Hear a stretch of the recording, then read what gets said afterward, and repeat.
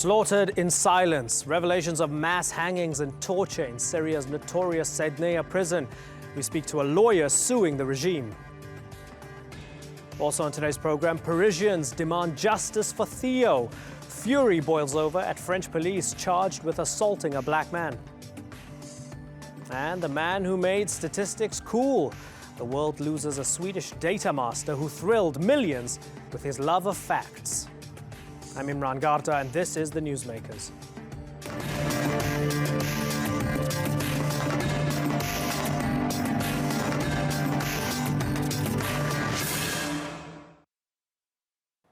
The people want the fall of the regime. That was the cry of the Arab Spring that spread to Syria. It was soon silenced by the repressive forces it railed against. The revolution called for political freedom and an end to human rights abuses. Few could have foreseen the horror that was to follow, from regime bombings to chemical attacks in broad daylight. And now we have new insight into what goes on behind cell walls in secret prisons. A year-long investigation by Amnesty International has exposed widespread torture and mass executions taking place in this notorious jail, just 30 kilometers from the presidential palace in Damascus. Today's newsmakers are the abused detainees of Saydnaya prison, and we begin with this report from Sandra Gadman.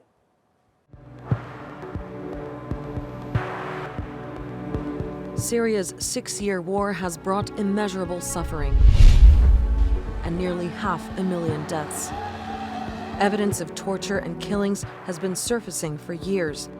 But Amnesty International has new findings of mass executions by the Syrian regime inside one secret prison, Saydnaya. The rights group says up to 13,000 people were hanged between 2011 and 2015.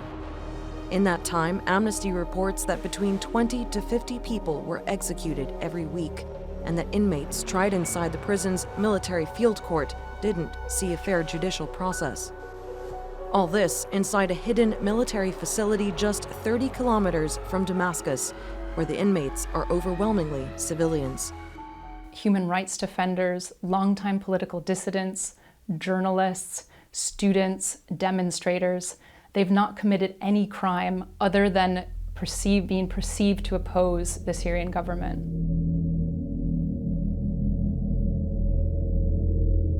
Amnesty says its findings are based on first-hand testimonies from dozens of former guards, judges, and detainees.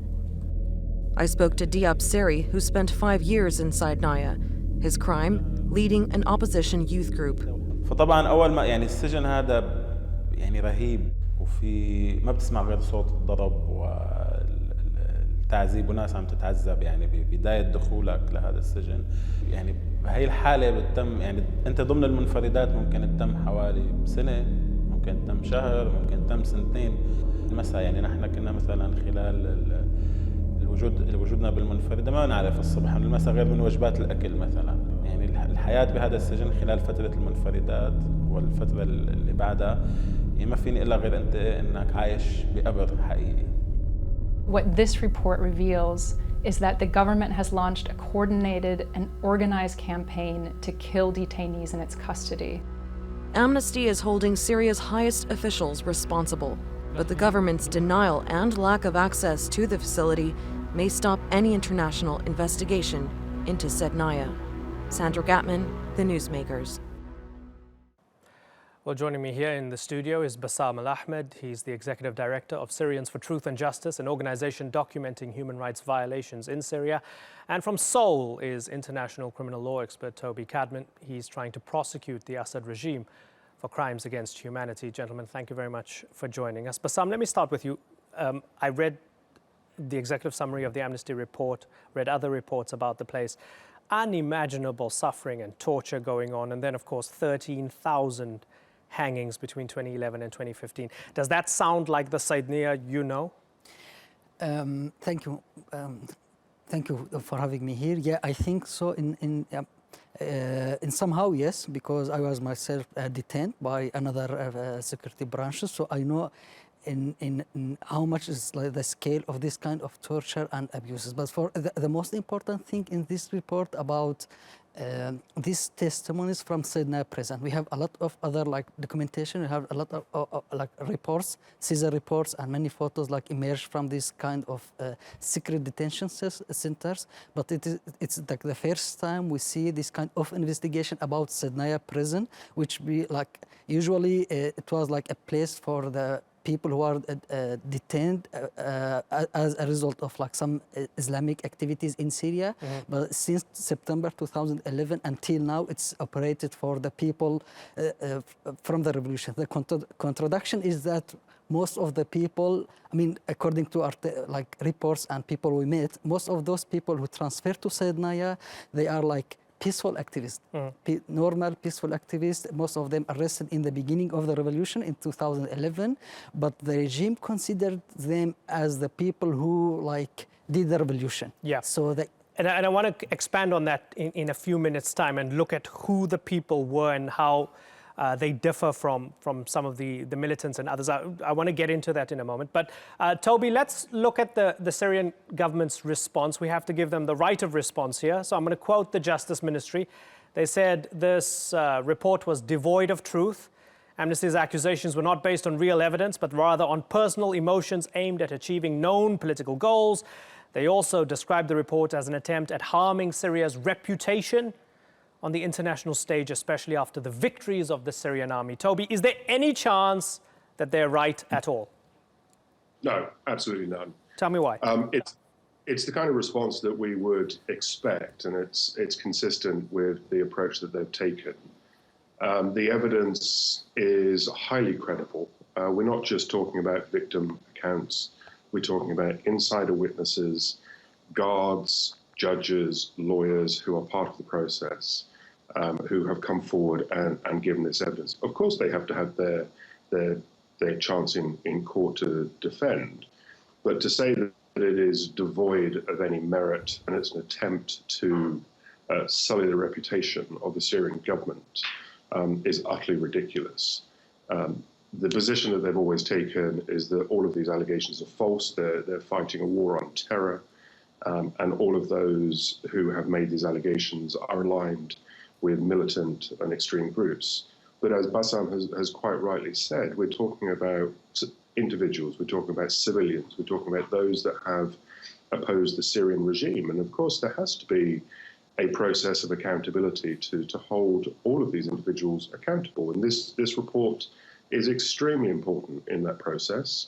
I can add that we have filed a case just last week in Spain in relation to a different facility, but a facility under the control of military intelligence and the security forces. And these allegations are highly credible. You had just yesterday, I believe, the former US ambassador for war crimes, Stephen Rapp, who said that this evidence is more compelling than what we heard in Nuremberg. So this is not something that's going to go away. And you're confident you can hold the regime to account under international law? Absolutely. I mean, the problem that we have is that the ability to have this on the international platform, which is where it should be, the International Criminal Court, has consistently been scuppered by Russia and their involvement, and they will have to answer for their crimes as well. And so what we've had to do is turn to the national jurisdiction, which is why we've looked at Spain. We have one case in Spain. We're looking at other cases, in particular the case of Dr. Abbas Khan, which we hope to prosecute in the United Kingdom. And now we have the United Nations mechanism that has been established to look into these matters. So of course, these individuals will be held accountable. And of course, anyone on any side of the conflict that committed war crimes, crimes against humanity and genocide will be held accountable. And we are confident the evidence we have and the evidence which is contained in the Amnesty report is extremely compelling. Bassam, let's now look at what you brought up, the fact that the identities of these people in the prisons, unlike what the Syrian regime says, seem not to be the worst of the worst or the most militant jihadis, to use their terminology. I was reading another Roy Gutman piece in the Daily Beast very recently, an interview with defectors. There's more suggestions that Assad released the worst of the worst in the early days to attack US forces in Iraq. And of course, there was another prison break or prison release in order to tarnish the uprising. The suggestion that whoever was left behind in Saydnaya were the kind of moderate, I hate that terminology, but the sort of moderate opposition who wanted democracy. So you believe those are the people that were tortured and killed? Yeah, but I mean, back to 2011, actually, yeah, what the regime did is they released like hundreds of jihadist people in 2011, and they arrested those kind of people.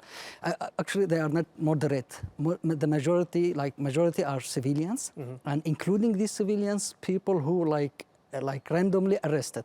So I was myself arrested by the Air Force Intelligence Branch. What were the charges against you? Just like getting funds from the international bodies and some like many other like funny charges. I mean, Why did they release you? I don't know. Just like they released me because my background. But I mean, we are not also talking about like political activists or people from the moderate opposition. Yes, we have some activists, people peacefully did like demonstration at the beginning of the revolution, but also including these people, we are talking about thousands of people randomly arrested by the regime forces. And we know like the majority, especially in military branches, in Al-Arba'in branches, in Jisr al-Abyad, in Damascus, they are just like taking people from the street because they are belonging to this area or this area. So why I'm trying to tell you about that, because this is like a piece of it's a part of full picture. They are taking people from the street, they're taking them to these security branches, they're beating them, torturing them, they are trying to take the information. The people under torture give them the wrong information. They said, we killed these people and soldiers, and, which is not true. And then they are taking these people to what's so-called field military court, which is not court, it's just like a normal, it takes about 2 or 3 minutes, and then they're transferring them to the Saydnaya prison. So there's 2 or 3 minutes in court. Yeah, what's so-called court? It's not called a court, but they call them field military courts. The maximum time for some kinds of these sessions about 3 minutes, sometimes 1 minute. So you're judged in 3 minutes? Yeah, not me, but I mean the prisoners judged exactly. in 3 minutes. Majority of those people transferred to Saydnaya, presented at this field military court. Then they transferring them to this to Saydnaya. Actually, Saydnaya is like 2 main parts. We have like what called al-Sijn al-Ahmar, the red part of the prison, and also the white part. Usually the red part for or red building for the people who are like the normal people. The white building is for the people, soldiers who try to defect or commit some crimes inside the army. And the white building, it is the place where the hanging took over. Now, Toby, I want to ask you if you feel that some of your efforts might be frustrated by the fact that just so many years on, people seem not to care that much. I mean, they've seen images of children being pulled out of the rubble after barrel bombings. They've seen the Caesar pictures. I was handed a book, a thick book with the names of, I think, 250,000 people who had been killed, the first 250,000 who had been killed during the Syrian war.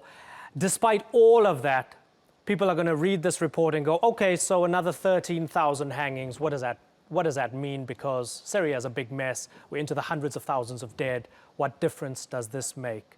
Are you frustrated by the fact that there is this almost a sort of shoulder shrug from so many people when it comes to Syrian atrocities now?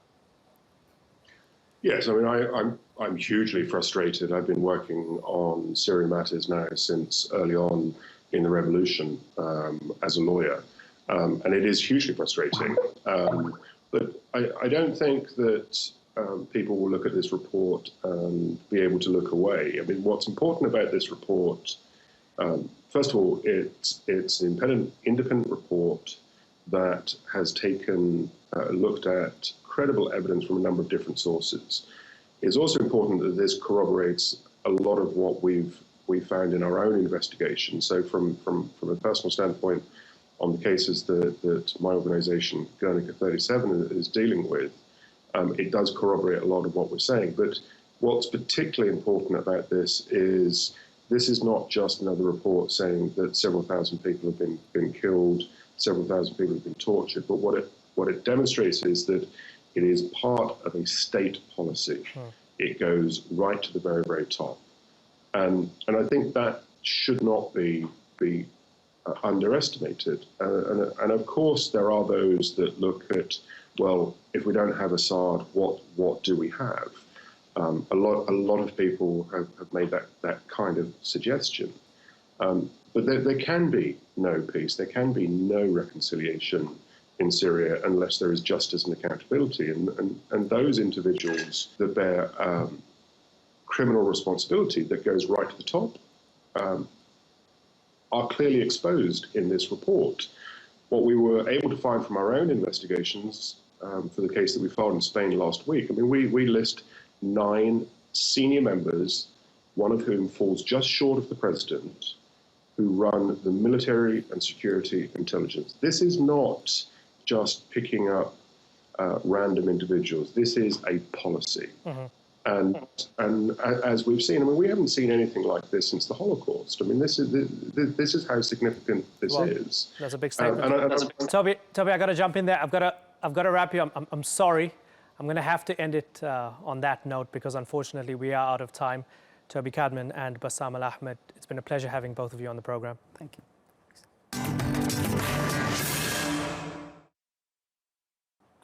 Protests have broken out in Paris, sparked by anger over police brutality. They follow the violent arrest of a 22-year-old black youth worker, known only as Theo. It was supposed to be a routine ID check, but it ended with a policeman allegedly raping the man with a baton, requiring emergency surgery. The case has inflamed racial tensions and reignited debate over problematic policing in Paris's poor suburbs. Natalie Perhernan has the story.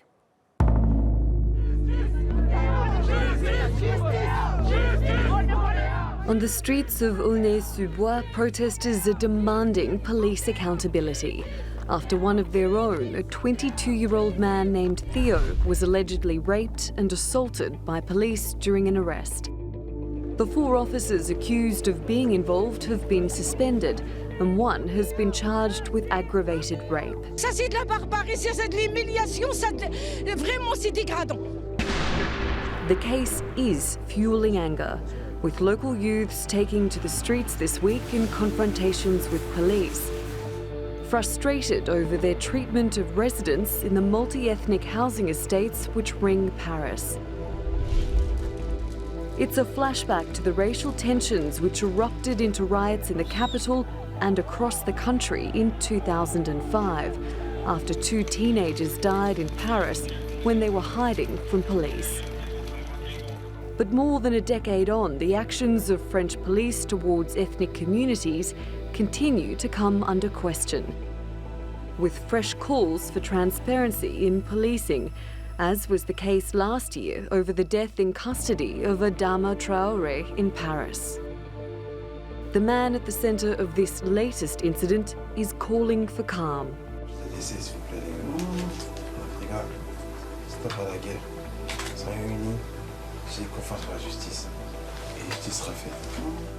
And the government is sending its own message to police. Je veux rappeler à leur devoir d'exemplarité tous les fonctionnaires de police et de gendarmerie. But is that enough to reassure the public that there isn't a double standard of policing for different communities? Natalie Perhernan, The Newsmakers. I'm joined now by Rahaliba Negadi. She's an anti-racism activist in Paris. Thanks so much for joining us, Rahaliba. Looking at the story and its aftermath, it's clear to me as an outsider that this is about Theo, but it's also about a lot more than Theo. Tell me what it's about. It's about racism in France, and it's about police violences, which are something that we are unluckily used to in France. This is not the French history, the first history we hear about police violences, and especially sexual assault. Can we be absolutely sure that the officer was acting out of racism?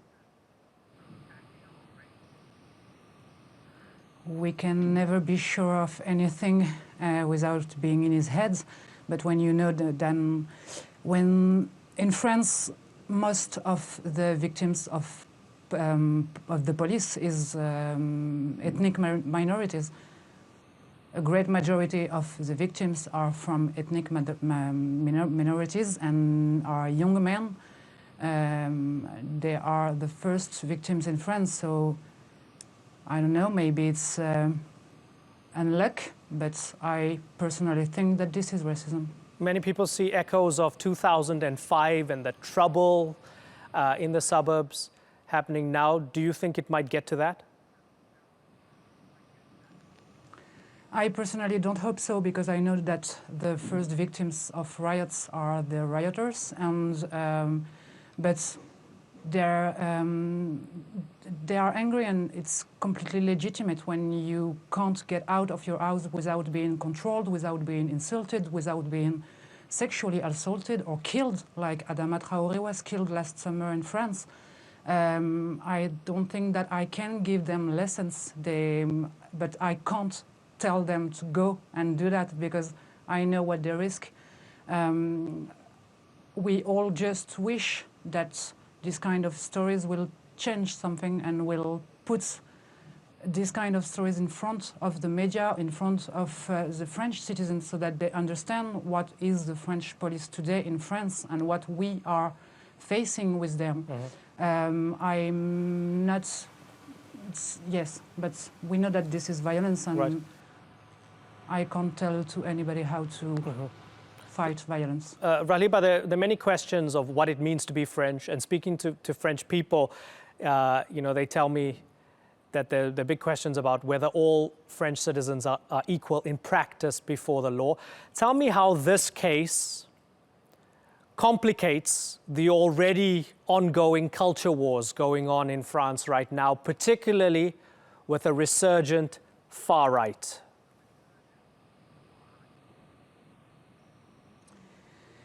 This story is particularly violent and particularly a shock for a lot of us, because we have a video today.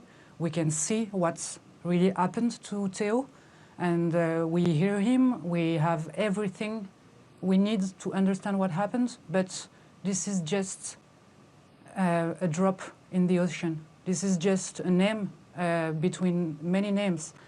From Malek Oussekine in 1986 to Adama Traoré last summer to Lamine Dieng and Amin Bentounsi in 2012. This is just a piece of a puzzle, and like police is just a piece of a racist system that we are experiencing here in France.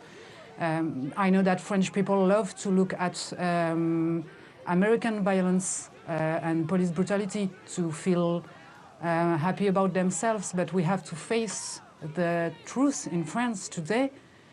We lost almost a person a week from brutality, from the brutality of the police. And again, this is just a drop in the ocean, and police is just a part of this system. Yesterday was voted a law in France where policemen will be able to say that they were protecting themselves. Even if they're not, policemen will be considered in France protecting themselves in any situation. So this is the law, this is our government, this is our history, this is from October the 17th of 1961, when the French police drowned Algerian people in the Seine, till last week. This is just our lives, and you can't deny. Allow me to interrupt you just for a second. I just want to look forward. You mentioned 1961. I want to look at 23rd of April 2017. There's an election coming up, and I wonder, do you think that this incident has already impacted what's going to happen during that presidential vote?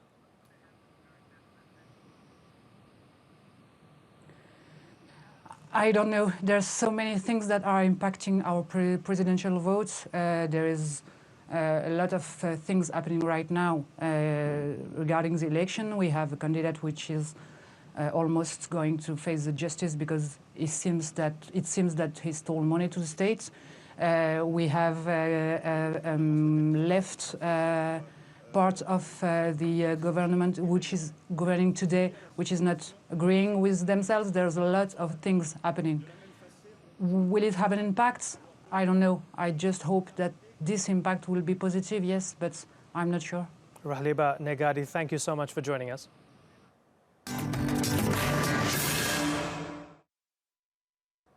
We're living in an age where the truth is constantly under assault. Perhaps that's what made Hans Rosling so popular. The Swedish academic helped us better understand our world through data. He passed away aged 68. This is why he'll be missed. Hi, I'm Professor Hans Rosling. I'm very interested in the world population. Therefore, I read everything that comes out of United Nations Population Division. First, I have a new invention here. I have solidified the beam of the laser pointer. The Industrial Revolution makes countries in Europe and elsewhere move away from the rest. It's China, they're moving against better health, they're improving there. All the green Latin American countries, they are... Let me show you where the Syrian refugees are today. The new message now will be Ebola must go. And I think that's a good message. I will now prove to you that the seemingly impossible is possible. Bring me my sword.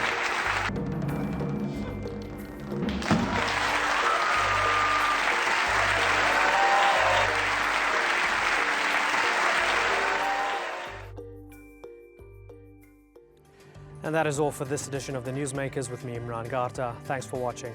Bye-bye.